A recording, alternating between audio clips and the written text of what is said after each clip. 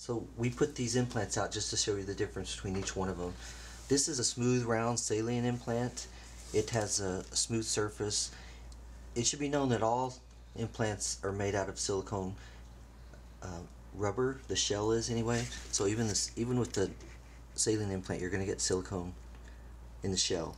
These implants don't feel quite as natural as a silicone implant, and also the problem with saline is sometimes they can ripple, especially on the lower edge or the outer edge where you don't have good coverage by the muscle. This is a smooth round silicone gel implant. We often say gel implant, but that just means silicone gel. It's a little bit more lifelike in feel compared to the saline. Silicone implants can still ripple a little bit, but nothing like the saline implants. One of the best, I guess, the high points of saline is that if this implant leaks, your body absorbs the fluid because it's like tears or sweat. It's normal body fluid. With the silicone implants, the material is not absorbed, but it's a cohesive gel, so it just sits there in the pocket until we can change it out. It's not going to travel throughout your body and cause all these horrible diseases like was publicized back in the 90s. This is a textured anatomical implant. It's a so-called teardrop shaped implant, and this is a teardrop shaped implant as well.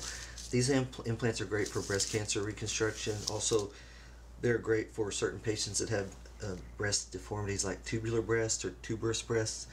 For the normal average breast augmentation patient, I still prefer a round implant, and usually a smooth round implant, compared to the teardrop shaped implant or the anatomical implant.